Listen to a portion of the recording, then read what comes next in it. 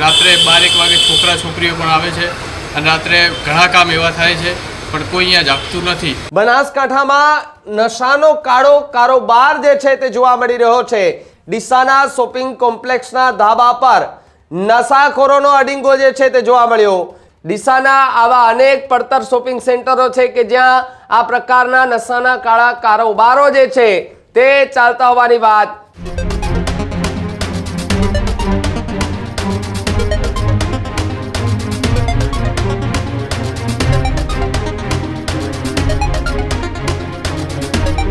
સમાચાર ઉત્તર ગુજરાતથી સામે આવી રહ્યા છે કે જ્યાં નશાનો કાળો કારોબારને લઈને એક વિડીયો સામે આવ્યો છે।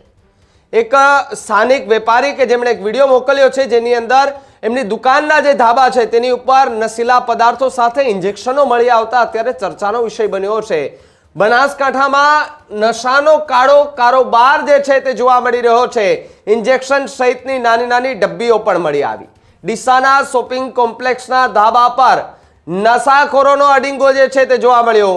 વેપારીઓ ત્રાહિમામ જે છે તે પોકારી ઉઠ્યા છે। રાત્રે ધાબા પર ડ્રગ્સ દારૂની મહેફિલ માણતા હોવાની આ ગંભીર આરોપ છે તે જોવા મળ્યો। લાલ ચાલીના એ વિસ્તાર છે। ઢોરને અપાતા ઇન્જેક્શનનો યુવાનો જે છે તે ઉપયોગ કરતા હોવાનો આરોપ છે। ધાબા પર ઇન્જેક્શન બોટલો ફોડી ફેંકી અને ગંદકી કર્યાનો આરોપ જે છે તે સ્થાનિક વેપારીએ લગાવ્યો। અવારનવાર નશેડીઓ વેપારીઓને પણ હેરાન કરતા હોવાનો ગંભીર આરોપ લગાડવામાં આવી રહ્યો છે।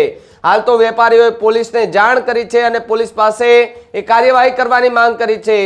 રાત્રે પેટ્રોલિંગની સાથે ધાબા પર પણ ચેકિંગ કરવાની વાત વેપારીઓએ કરી છે।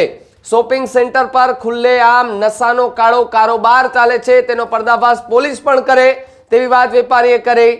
રાત્રે છુપાઈને નશાની પાર્ટી કરતા નશેડીઓને પકડવા એ ખૂબ જરૂરી છે। ડીસાના આવા અનેક પડતર શોપિંગ સેન્ટરો છે કે જ્યાં આ પ્રકારના નશાના કાળા કારોબારો જે છે તે ચાલતા હોવાની વાત।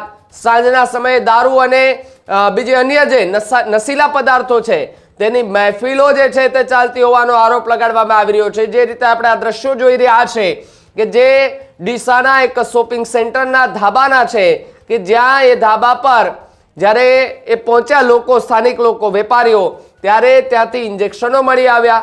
જે સિરપની બોટલના બોક્સ મળી આવ્યા। આ એ જ કોમ્પ્લેક્સ છે કે ત્યાં અવારનવાર લોકો જે છે તે કોઈ શોપિંગ કરવા માટે આવતા હોય છે અથવા તો ત્યાં ક્લિનિક છે તો ત્યાં એ સારવાર માટે આવતા હોય છે। પરંતુ એ ક્લિનિક એ શોપિંગ અને એની ઉપર જે ધાબું છે એ ધાબા ઉપર શું ચાલે છે તો નશાનો અડીંગો છે। નશાનો કાળો કારોબાર ચાલે છે। આવા ગંભીર આરોપો સ્થાનિક વેપારીઓએ લગાવ્યા છે અને જે રીતે વિડીયો સામે આવ્યા છે જેની અંદર ઇન્જેક્શનો છે સિરપની બોટલો છે સાથે જ અન્ય કેટલીક એવી વસ્તુઓ છે કે જે કદાચ નશાની વસ્તુમાં ઉપયોગ લેવાતી હોય અથવા તો નશો કરવાની રીત છે તેમાં ઉપયોગ લેવાતી હોય છે। ઢોરને આપવાના ઇન્જેક્શનો ત્યાંથી મળી આવ્યા છે। આ ઇન્જેક્શનનો કેવી રીતે આજનો યુવાધન જે છે તે લઈ રહ્યો છે તે પણ એક સૌથી મોટો સવાલ અહીંયા ઊભો થઈ રહ્યો છે। ત્યારે સ્વાભાવિકપણે સવાલ પોલીસ પર ઊભો થાય કે પોલીસ ચેકિંગ રાત્રિના દરમિયાન કરે છે ત્યારે આવા લોકોને નશેડીઓને પકડવા ખૂબ જરૂરી છે। અહેવાલ બાદ કદાચ પોલીસ હરેક ધાબા પર ચેક કરશે તો કેટલોય આવો કાળો કારોબાર જે છે તે મળી આવે તેવી શક્યતા છે। ન માત્ર ઉત્તર ગુજરાત પરંતુ ઠેર ઠેર જગ્યાએ જો ચેકિંગ કરવામાં આવે તો આવા નશેડીઓ ઝડપાય છે।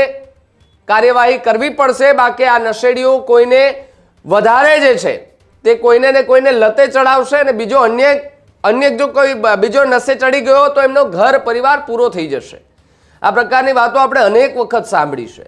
ધાબા પર ઇન્જેક્શનો બોટલો એ ફેંકીને ત્યાં ગંદકી કરવી નશામાં ચડી અને પછી ધમ પછાડા કરવા કોઈને બેફામ ગાળો દેવી અથવા તો કોઈને માર મારવો આ પ્રકારના વિડીયો અને આ પ્રકારની વાત અવારનવાર સામે આવતી હોય છે। ત્યારે સ્થાનિક વેપારીઓની એક જ માંગ છે કે આ નશેડીઓને અહીંયાથી કાઢો અને ધાબા પર એ ચેકિંગ કરવામાં આવે અને આ નશેડીઓ સામે કડકમાં કડક કાર્યવાહી થાય તેવી માંગ ત્યારે વેપારીઓ કરી રહ્યા છે।